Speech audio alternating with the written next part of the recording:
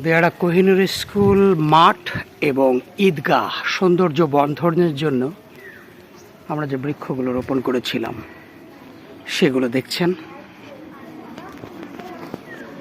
কাঠবাদাম গাছ দেখলেন একটু আগে, আর এখন দেখবেন এক সিরিয়ালে 3টি চারুল গাছ, এবং গাছগুলো বেশ বড় হয়েছে, হৃষ্টপুষ্ট। আর এই দুইটা মাত্র কিছুদিন আগে রোপণ করা, এই যে।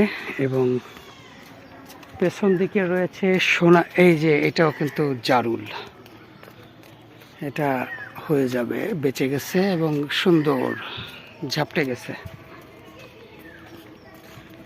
এবং এটা ঈদগাহ, আমাদের ঈদগাহ চারিপাশে দেখছেন যে একদম খোলামেলা, প্রচণ্ড রোদ। মানুষ ঈদের নামাজ পড়তে আসলে এখানে প্রচুর পরিমাণে রোদের তাপে ঝলসে যায়, অসহ্য গরম।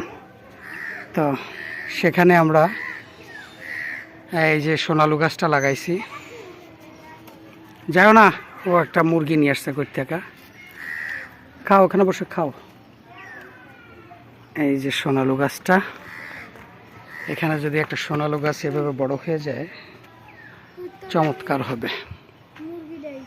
এবং ওই সাইডে রয়েছে একটা কৃষ্ণচূড়া আমরা লাগাইছি। ওকে মুরগি ধরে নিয়ে আইছে, হ্যাঁ? এখন মুরগিটা তো মরে গেছে, তাহলে তার ওরা মায়ের লাভ নেই।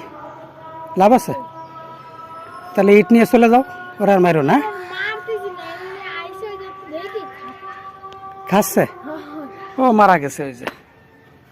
আর কি করবে কও, শোনো, আগে আগে মানুষ ওই প্রত্যেক বাড়ি বাড়ি হাঁড়িতে ভাত রান্না করতো, আর ওই যে ভাতের যে ফ্যান মার ওইটা থুয়ে দিত, ওইটা ওরা খাইতো। এখন তো কেউ থুয়ে না, ওরাই ক্ষুধার চোটে এগুলা করে। কি করবে? আমার অনেক কবুতর নিয়ে যায়, আমার বাড়ি 8-9টা, অনেক কবুতর নিয়ে যায়, আমি কিচ্ছু বলি না। যতদূর সম্ভব খাবার দেওয়ার চেষ্টা করি। ওই যে ক্ষুধার্ত, আয় খা।